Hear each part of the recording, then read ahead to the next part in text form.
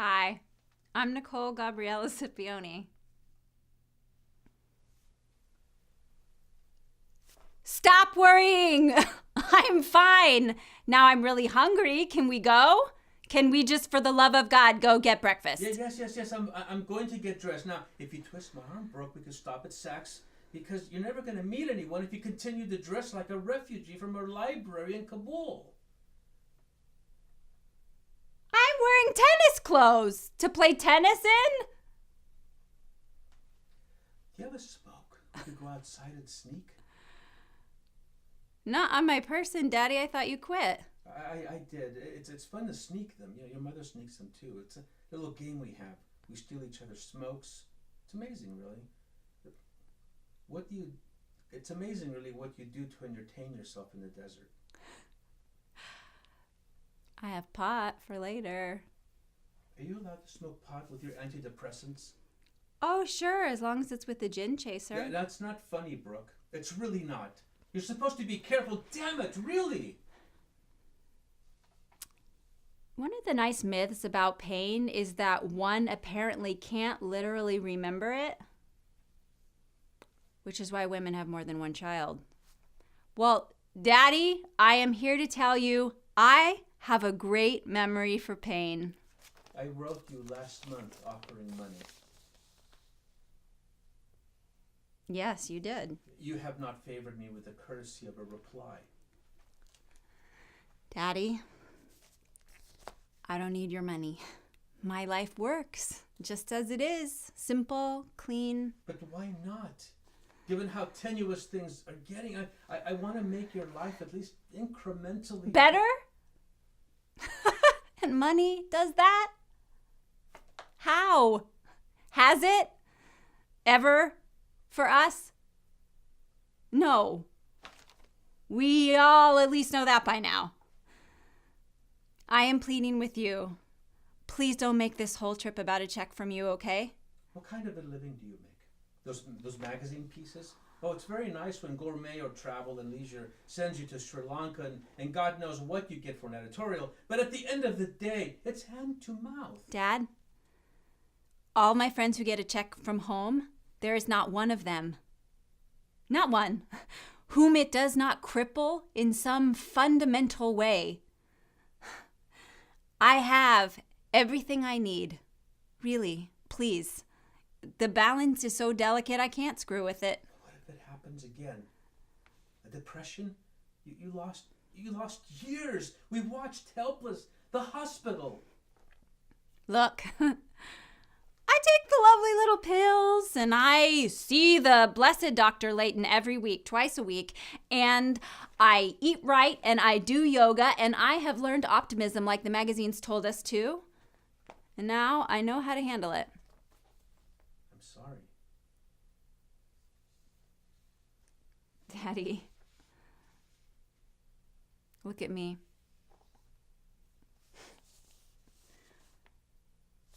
I've had tough times. And everything that I have gone through, everything has made me stronger. I'm your child and Mom's. Two old trees. Two old oak trees. And I'm an oak too, okay? Got it? We all have our ways of coping. Mine is to be overprotective late in life. You sometimes seem to fail to understand that I lost a child. Therefore, I am unable to relax about my remaining two. You can't live like that. It's collateral damage. I don't expect you to know what it feels like, my darling.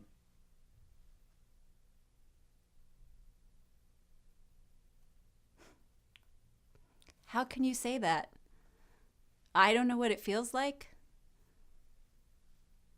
I lost my older brother. He was my best friend, you know. I don't make friends easily. He was most of my world, and then he was gone. You still miss him? Every day, most of the day, all day. For me, it's the holidays at Christmas, and I think of your brother. I think of Henry, of what's left. of time and of everything. You'd think it all would all be forgotten by now. Just because you moved to the desert does not mean that anybody with a computer couldn't find out what happened with this family in a matter of moments. It's part of who we are. We can't just pretend it never happened. Yeah, a lot of people get through the entirety of their lives pretending. You know, at a certain point, it's not the worst thing to do. I'm sorry, Daddy. I tried to live that way, but I just can't. I need to actually talk about it. Not obliquely, not in code. We have never... Maybe it's the old actor in me. Yeah. Maybe I prefer my lines written down. So, you know, sometimes I see myself on the TV late at night, grimacing with a 45 in my hand, arresting someone. Oh, that was so much easier.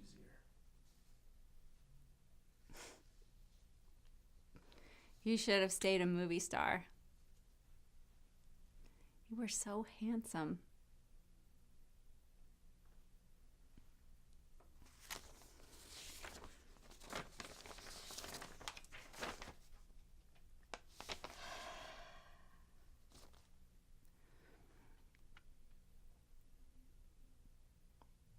I'm sorry. I cannot write again about ephemera, about Paul Bowles' haunts in Tangier for Travel and Leisure. I can't interview one more Iranian filmmaker, and I can't try to dissect Salt Lake City for Manhattanites. It's all I've got, you see? I don't have an imagination. We are all I have. You used to believe in yourself. How did you learn to think so little of your powers? Your novel, your first book, it's beautiful, exquisitely observed. Thank you. But I don't want to talk about my powers.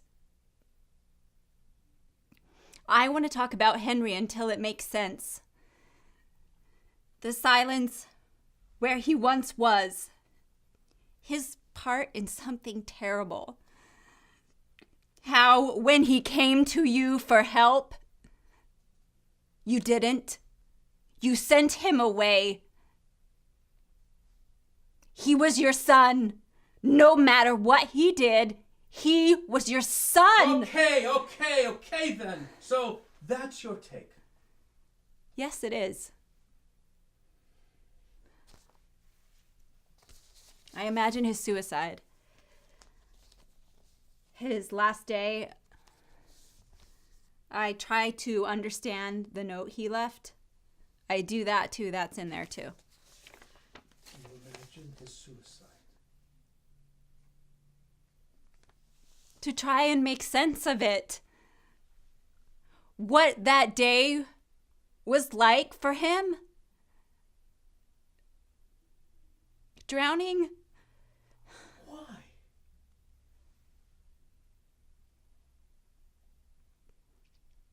Because I think I died too. But you didn't, darling. Look at you. You're right here. You have a life. You struggled. Yes, I know you were scared, but all things considered, haven't you prevailed? This is prevailing? My brother killed himself. He was my best friend and he didn't even leave me a note. Why did he leave you a note and not me? That doesn't even make any sense. To jump off a ferry in freezing water? Never found? You don't leave people that way. It's stealing their life as well.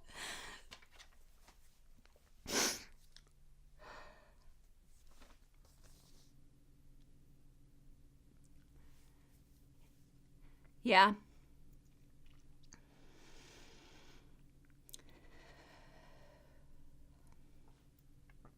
No. I'm not going to do that. You are asking me to shut down something that makes me possible. Your arguments for suppression mean I would die. Well, I've been dead before and I'm not going back. If it means that we're over, well, then that means we're over. And life will go on one way or the other.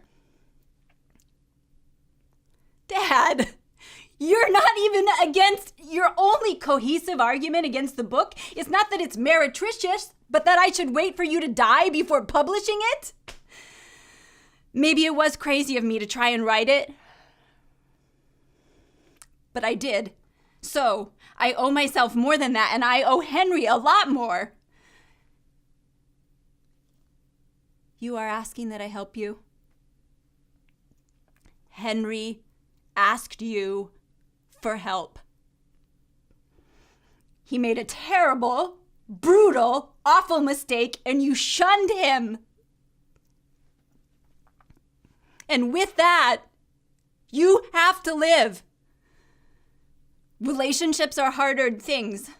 They have a reason and a logic to them. Well, I cannot go backwards into my cave. Mother, when you criticize and find fault with every last choice I make, for some reason, that's how you were made. And I know you tell yourself that it's because you're pushing me. You only want the best for me. You make it almost impossible for me to see the love in that. All I see is a bully who has lost touch with gentleness or kindness. That is what I see. There are many other ways of being. And yours, I just fail to understand it.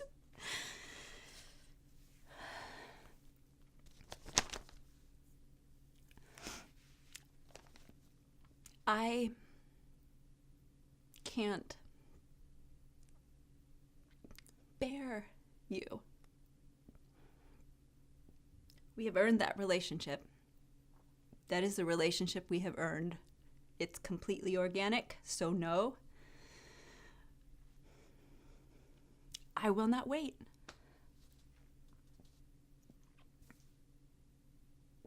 I cannot, because I'm just like you. I know who I am. Most people don't have to make a step-by-step decision to stay alive. Most people just basically want to live.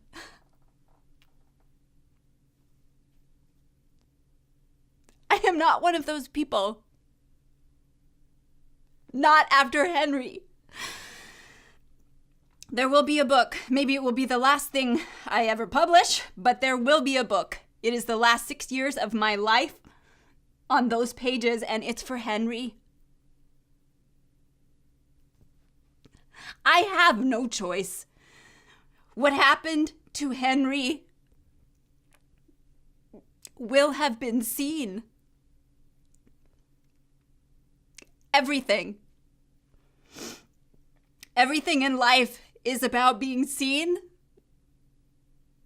or not seen. And eventually, everything is seen. I am as sorry I am a writer as you are. I wish it had been made differently, but as it stands, I am.